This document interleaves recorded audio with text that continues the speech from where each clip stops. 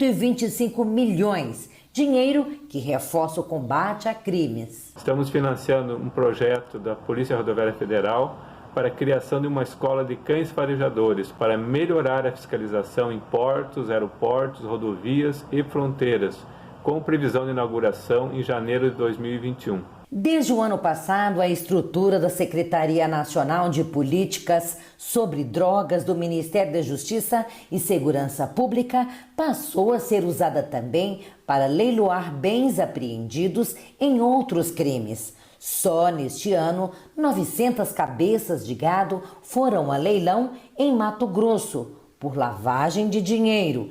Teve ainda a venda de ouro e diamante apreendidos em crimes de corrupção. O número de leilões que o Ministério realizava até o ano de 2018 era na média de 6 leilões por ano. Em outubro de 2019 foi o momento que a gente começa o redesenho de gestão, ou seja, em pouco mais de um ano nós já realizamos mais de 100 leilões.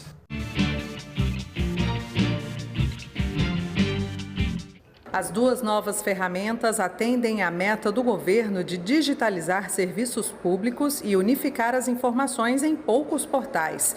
O SuperBR irá conectar todos os órgãos da administração pública, melhorando a gestão. 100 mil usuários, 20 mil internos e 80 mil externos. 1 bilhão de documentos na sua base de dados e recebe 500 mil documentos por dia. Outro projeto é o Codex, ferramenta de busca que vai permitir a qualquer cidadão acesso rápido e fácil a todas as normas federais atualizadas. Além disso, será possível acompanhar os impactos de mudanças ou atualizações de normas na legislação em vigor. O cidadão mais simples vai poder acessar o portal da presidência e buscar pelo tema que ele quer todas as normas que versam sobre aquele assunto. E com o lema desburocratizar, desregulamentar e simplificar, mais de 300 atos normativos desatualizados e fora de uso foram revogados. Uma iniciativa do governo federal para retirar do ordenamento jurídico esses atos já sem eficácia. Até agora, o governo federal já revogou 3.400 desses decretos. Ao longo desses 2 anos de mandato, nós revogamos mais atos do que outros presidentes o fizeram em 20 anos. Então, a questão da desburocratização, desregulamentação é muito bem-vinda.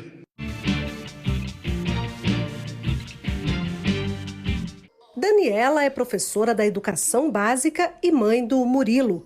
O pequeno está começando a conhecer as letrinhas e, nessa hora, a tecnologia pode ser uma grande aliada. É usar a diversão para falar de coisa bem séria. É de quê?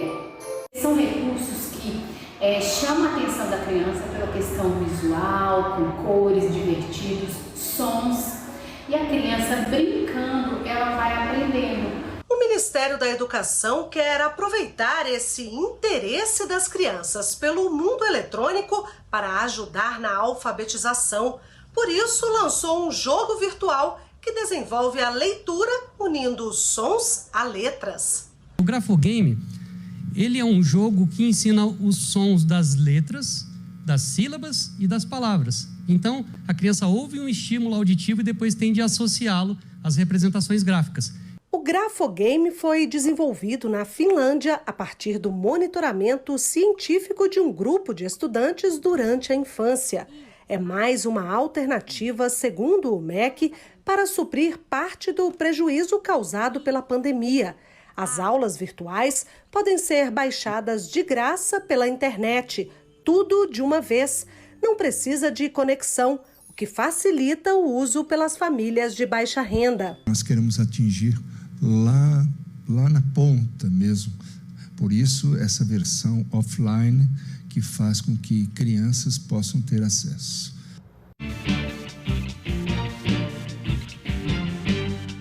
De acordo com a Federação Internacional de Diabetes, estima-se que o Brasil tem hoje quase 17 milhões de pessoas com a doença. Dona Sebastiana tem 78 anos e descobriu agora que tem diabetes. Ela mudou os hábitos alimentares e sabe da importância de se cuidar. Eu aconselho que procure sempre o médico para se tratar e procure com muito cuidado, não deixar de ir ao médico para medir a glicemia e procurar se alimentar, fazer exercício. Você pode também se ajudar tendo uma dieta equilibrada, balanceada, reduzindo o consumo de açúcar e substâncias que vão ter como derivados açúcares. A gente pode também ajudar reduzindo peso, perdendo peso, né? O sobrepeso é uma causa importante de diabetes, e praticando exercícios físicos. O Sistema Único de Saúde oferece de graça o diagnóstico, o tratamento e o acompanhamento da doença pelas equipes de saúde da família. O governo já investiu até agora mais de 14 bilhões de reais. Além deste valor, ainda este ano, o Ministério destinou mais de 221 milhões de reais através de uma portaria, em outubro de 2020, que institui em caráter excepcional e temporário, no contexto da pandemia de Covid, incentivo financeiro federal para atenção às pessoas com obesidade, diabetes mellitus e também hipertensão arterial. O mês de novembro é dedicado à conscientização sobre a necessidade dos cuidados e controle da doença. O ano de 2020, marcado pela pandemia, demonstra que muitas pessoas abandonaram o tratamento da doença. Isso é muito perigoso. Então, fica a nossa recomendação de voltar aos cuidados e de fazer o tratamento adequado para controlar o diabetes e para evitar as complicações da doença.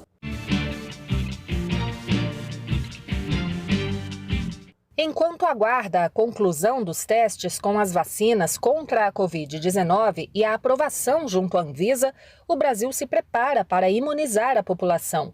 A estratégia está sendo construída com base em estudos epidemiológicos dos públicos mais vulneráveis no país. O Programa Nacional de Imunizações ele está em um momento de uma fase preparatória para a estratégia de vacinação, embora não tenhamos ainda vacina. E essa situação epidemiológica vai estar embasando a definição dos grupos prioritários no momento em que nós tivermos a vacina disponível. Existe a substância testada como vacina, mas nós não temos hoje ainda uma solução para a imunização, uma vacina no sentido de solução aplicável à população. De abril para cá, a letalidade da doença vem caindo. O estímulo ao tratamento precoce foi um dos responsáveis, segundo o Ministério da Saúde. É no tratamento precoce e no diagnóstico precoce que nós vamos começar esse tratamento e evitar um agravamento da doença no paciente.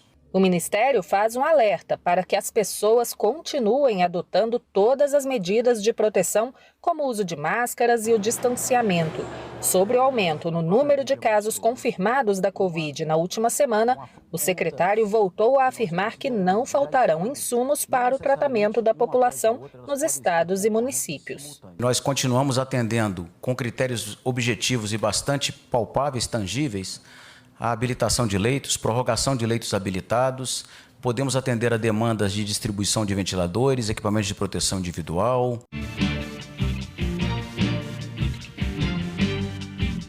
O seminário pela internet reuniu representantes do governo federal e dos clubes de futebol Flamengo e Santa Cruz. O tema Futebol, um grito de igualdade, trouxe à tona questões como racismo no esporte, a desigualdade de oportunidades e a importância do futebol como ferramenta de inclusão social.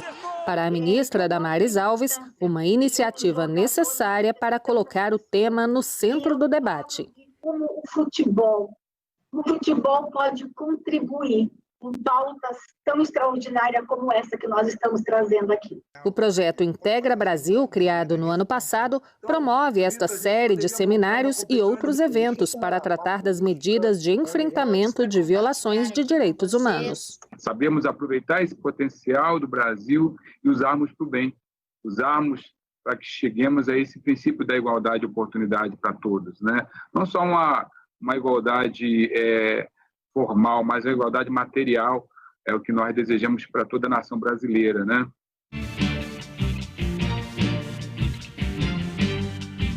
A previsão é que mais de 9 milhões de pessoas que recebem Bolsa Família sejam beneficiadas por essa ação, que é receber a partir da conta da poupança social digital da Caixa e não apenas por aquele cartão do Bolsa Família. Essa ação começa a partir de hoje e a ideia do governo federal é exatamente que a população tenha acesso aos serviços bancários, essa população mais carente. Nesse primeiro momento, quem vai aderir à ação são aquelas pessoas, os beneficiários que têm NIS final 9 e 0. Essa abertura vai ser feita de forma automática e escalonada pela Caixa Econômica Federal. Não precisa apresentar nenhum documento ou ir até a agência da Caixa Econômica. Isso vai ser feito de forma gradual e todo mundo vai ser inserido nesse processo. E vale lembrar que quem tem a poupança social digital da Caixa, Renata, não precisa sacar todo o valor de uma vez. Pode ir sacando aos poucos e quem ainda tem o cartão do Bolsa Família tem as duas opções, usar a poupança social digital e também pode fazer o saque pelo cartão do Bolsa Família.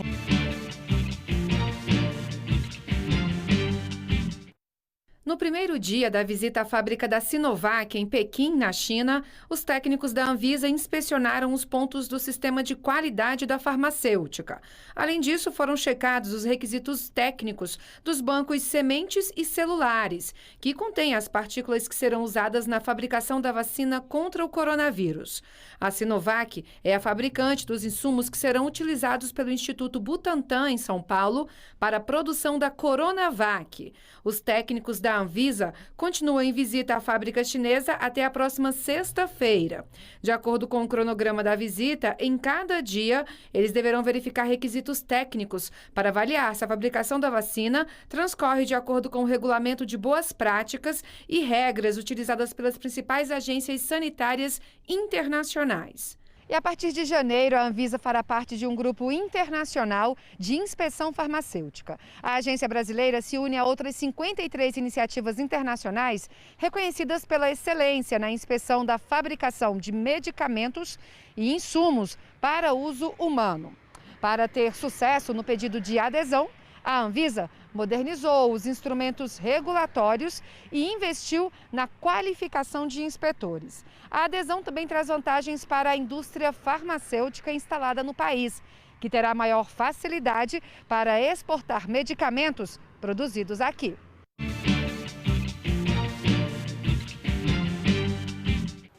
Os direitos das crianças e adolescentes à educação, saúde e ao lazer estão assegurados na Constituição e no Estatuto da Criança e do Adolescente.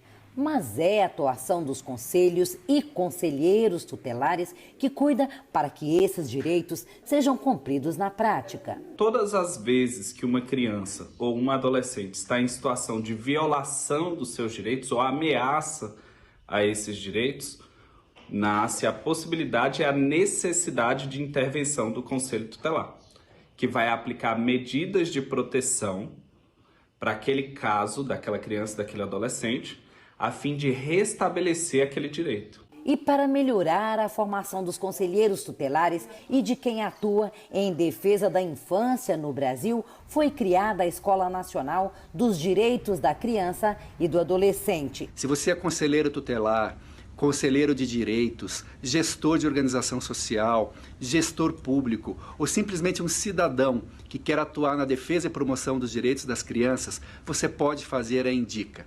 Acesse indica.mdh.gov.br. São vários cursos, cada um com 60 horas, certificados, que contemplam os mais diversos temas relacionados à promoção e defesa dos direitos das crianças e adolescentes.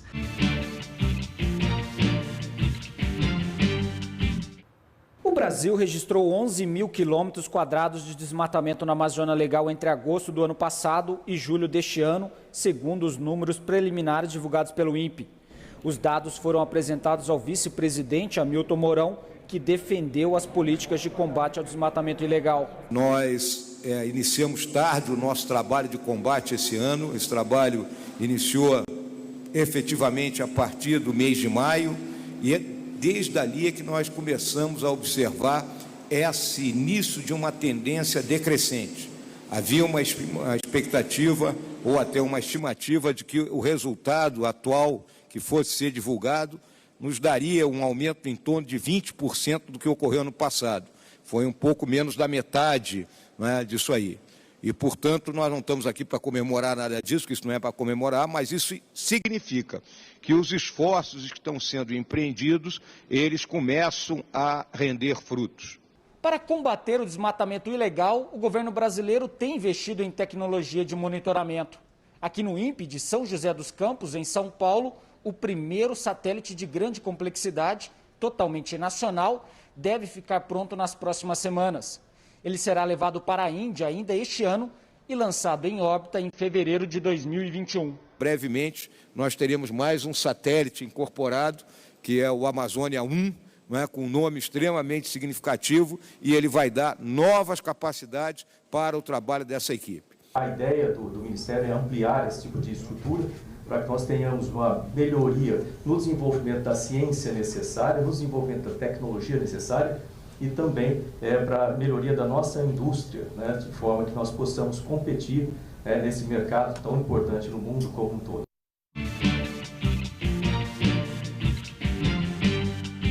Às margens do Rio Paraná, a futura ponte já vai tomando forma. O vai-vem de homens e máquinas em Foz do Iguaçu, no lado brasileiro, e em Presidente Franco, no Paraguai, mudou definitivamente a paisagem da região. Hoje já é possível ver aqui do lado brasileiro parte das estruturas que darão sustentação à nova ponte quase prontas. Quando a obra for concluída, serão 760 metros de comprimento, com um vão livre de 470 metros, o maior da América Latina. Essa gigante da engenharia vai ligar as fronteiras entre Brasil e Paraguai e estreitar as relações entre os dois países. Mais de 40% do projeto da ponte de integração já foi concluída e a previsão é de que seja entregue em 2022. A ideia é que ela seja usada especificamente por veículos de carga, o que deve desafogar o trânsito da Ponte Internacional da Amizade, hoje o principal corredor logístico entre os dois países. Para os caminhoneiros que chegam a enfrentar mais de 4 horas de fila para atravessar a ponte, uma nova alternativa será bem-vinda. Aí tirando os caminhões do meio dos carros aqui vai outra coisa, né? É outro nível. Vai melhorar bastante para nós. Que vai ser melhor para os caminhoneiros, né? Porque sempre acá Ustedes já veem como é a situação, né? A obra é do governo federal com gestão do estado e conta com recursos da Itaipu Binacional. Foram investidos mais de 463 milhões de reais no projeto. Segundo o diretor-geral brasileiro de Itaipu, a Binacional já investiu cerca de 1 bilhão e 400 milhões de reais em obras estruturantes no Paraná. Vai facilitar o turismo. Foz do Iguaçu é sabidamente o segundo destino turístico do país de turista internacional. Então ele vem para cá. Então vai melhorar esse ambiente, ampliar a economia local, dar qualidade e conforto às pessoas, dar segurança, porque é um ganha-ganha importantíssimo para essa região da Tríplice Fronteira, importantíssimo para o Paraná, para esse oeste, importantíssimo para o Brasil.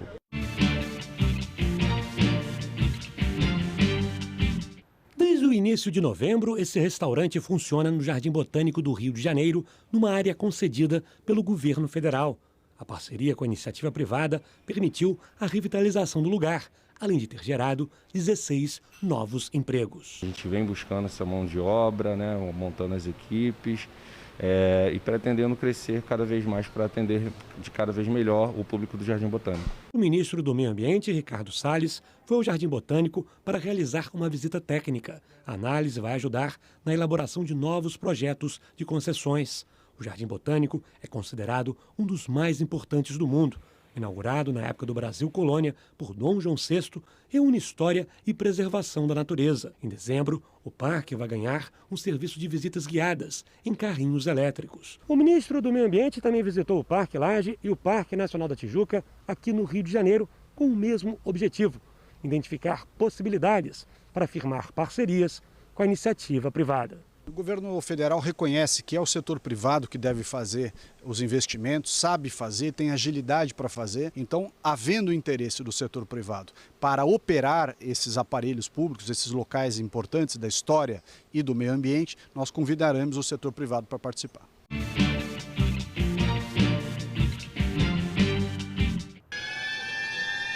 Há detonação simboliza o início da mineração, atividade autorizada pela Comissão Nacional de Energia Nuclear e com licença ambiental do IBAMA. O Brasil ocupa a 9ª posição mundial em reservas de urânio, mas a extração do minério no país, no município de Caetité, na Bahia, foi paralisada em 2015. O governo federal decidiu retomar essa produção no semiárido baiano. Ali estão as maiores reservas brasileiras. A expectativa do Ministério de Minas e Energia é produzir 260 toneladas de concentrado de urânio por ano. Mas os planos são muito maiores. Esta retomada é a primeira fase para consolidar a nossa proposta de tornar o Brasil autossuficiente e um exportador de urânio e yellow cake. O ministro também anunciou a criação de uma agência para regular a produção de urânio no país. Tal estruturação irá prover melhores condições, tanto para o licenciamento e fiscalização, como também para pesquisas na áreas de biociências, medicina nuclear, radiação de alimentos, meio ambiente e outras. O urânio é usado como combustível em usinas nucleares para a geração de energia elétrica. O material extraído no local vai para o Rio de Janeiro abastecer Angra 1 e 2. Em um vídeo, o presidente Jair Bolsonaro disse que a retomada representa desenvolvimento econômico e social. A retomada da mineração recoloca o Brasil entre os 5 países do mundo que têm o domínio da tecnologia do combustível nuclear.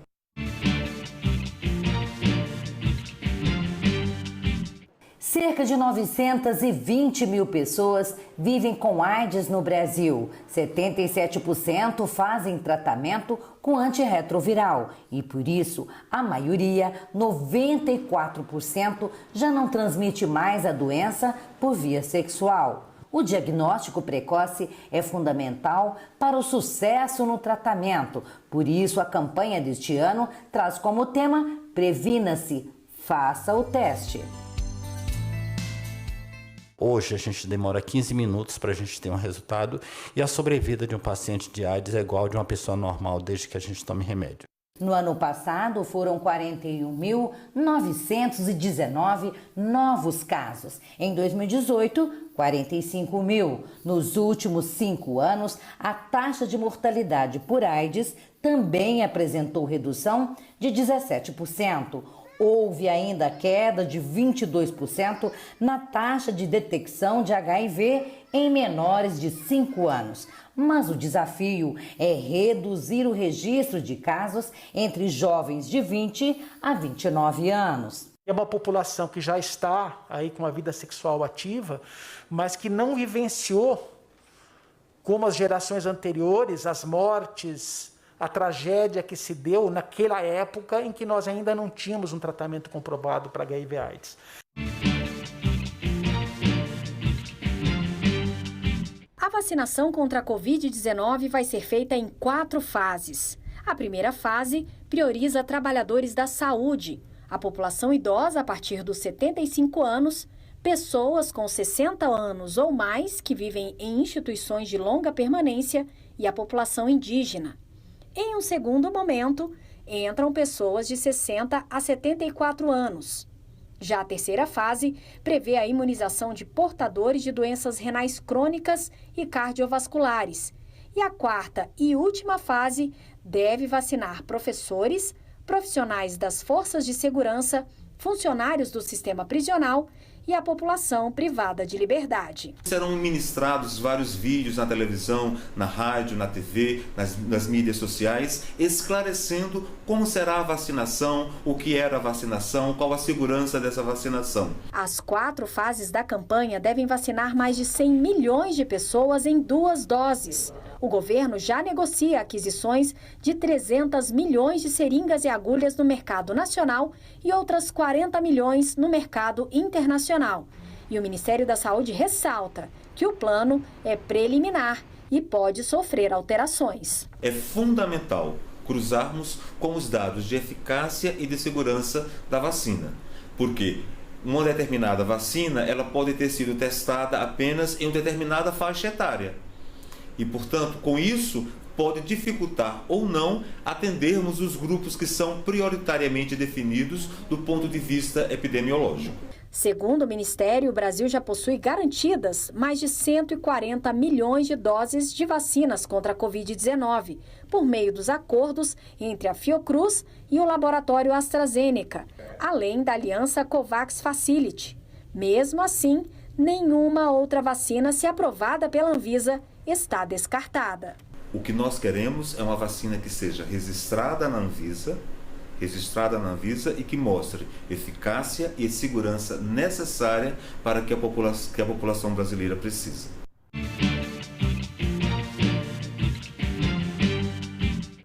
A medida provisória foi aprovada com facilidade pelos senadores, sem alterações em relação à proposta que saiu da Câmara e já seguiu direto para a promulgação. Por se tratar de uma MP, esse recurso de quase 2 bilhões de reais já foi liberado para uso em agosto com a publicação do texto, mas ainda precisava dessa aprovação do Congresso para não perder a validade. O dinheiro garante a compra de tecnologia do laboratório AstraZeneca para que 100 milhões de doses da vacina de Oxford sejam produzidas aqui no Brasil pela Fundação Oswaldo Cruz, vinculada ao Ministério da Saúde. A ideia é que 30 milhões de doses estejam disponíveis entre dezembro e janeiro e o restante até o fim do primeiro semestre de 2021. Mas, segundo a Fiocruz, a vacinação de fato só deve começar em março, sendo que tudo depende da emissão de registro pela Anvisa. Importante setor na retomada da economia brasileira, a construção civil teve crescimento de 5,6% em julho, agosto e setembro, em relação aos 3 meses anteriores. Em 2020, foram entregues 3.590 obras no país. Até o final do ano, o governo federal pretende entregar 440 mil unidades habitacionais, 10% a mais que o previsto para o ano. Com a aprovação no Congresso Nacional do projeto que cria a Casa Verde e Amarela, a previsão é de que em 2021 as entregas aumentem ainda mais. Com a mudança da legislação do Casa Verde e Amarela, a gente tem um acréscimo de até 25%, em torno de 100 mil unidades a mais por ano, dentro de um processo gradativo de crescimento até a sua estabilização nesse número ao longo dos próximos 3 anos. Então vai haver um crescimento gradual pela oferta maior de recursos, com a diminuição dos custos, né, do agente financeiro e do agente operacional, que é a Caixa Econômica, bem como com a redução dos juros do Fundo de Garantia.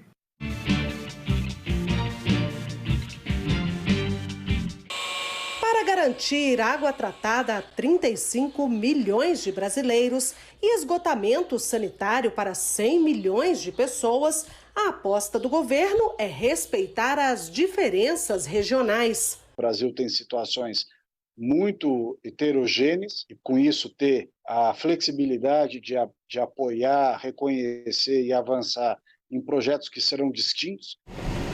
O novo marco regulatório também prevê o fim dos lixões. A Política Nacional de Resíduos Sólidos repassou este ano 36 milhões de reais para projetos ambientais, como reciclagens e construção de aterros sanitários. De acordo com o ministro Ricardo Salles, é necessário buscar soluções adequadas para transformar o lixo em lucro, como o reaproveitamento energético. Tem que gerar energia, vender energia a mercado, tem que ter valor agregado para a reciclagem daquilo que pode ser reciclado. Enfim, com isso, nós vamos conseguir reduzir o volume de resíduos ou de lixo que é despejado nos aterros. As concessões são uma das alternativas para garantir o desenvolvimento do setor e a articulação é feita pelo BNDES. A gente tem ciência e consciência da enorme importância de avançar nessa agenda de saneamento. É uma das bandeiras aqui do banco.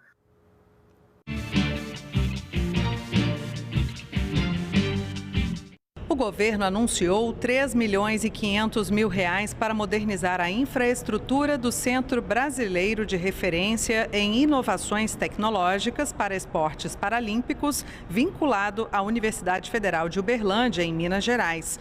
O centro desenvolve equipamentos como cadeiras de rodas para a prática de esportes paralímpicos, suportes para realizar exames de raio-x e até equipamentos para a prática de exercícios de musculação.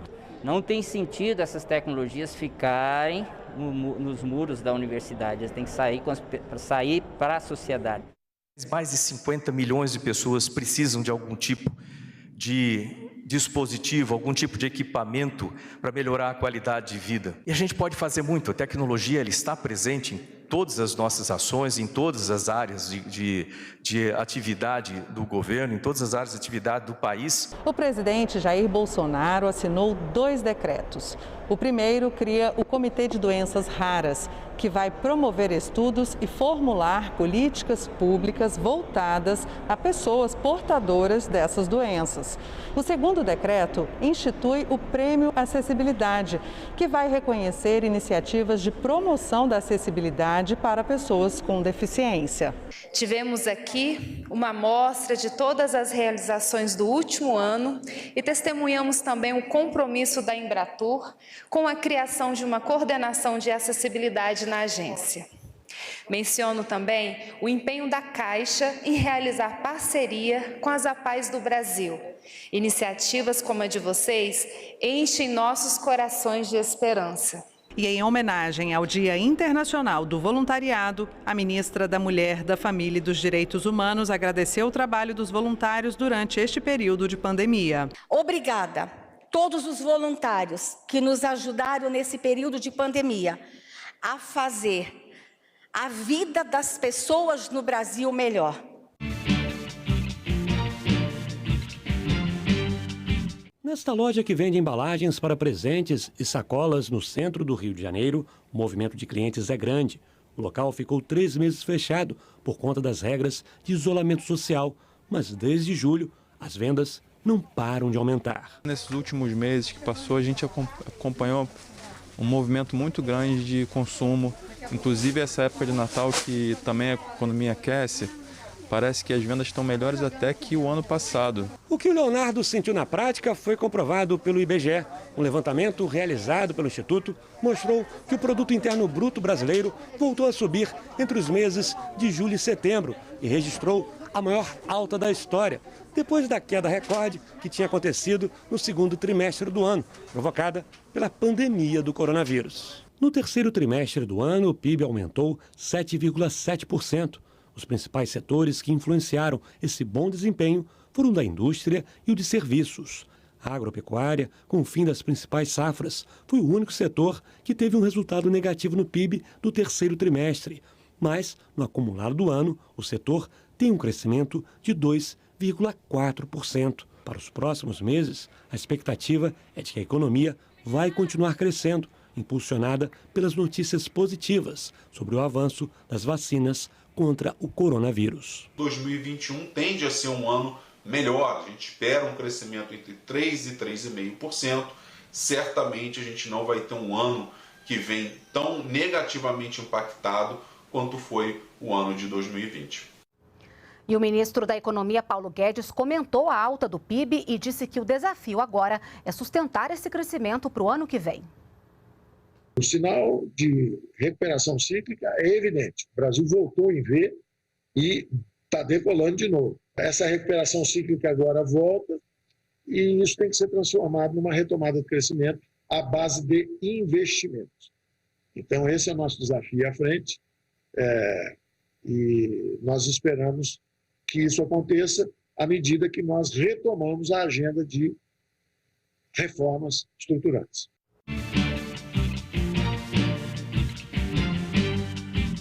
Após a divulgação das fases do plano de imunização contra a Covid-19, o Ministério da Saúde faz agora um apelo para que aqueles que precisam atualizar o cadastro nos postos de saúde procurem a unidade para colocar os dados do prontuário eletrônico em dia. A medida, segundo o Ministério, é para facilitar a vacinação dos públicos prioritários, quando o plano começar a valer. Nós estamos pedindo para que a população procure o seu posto de vacinação, procure sua unidade básica para atualizar o seu cadastro. Porque um dos dados que nós iremos utilizar para chamarmos as pessoas a ser vacinados é a partir dos CPFs. O Ministério da Saúde também apontou que outros grupos não estão descartados para receber a vacina no futuro.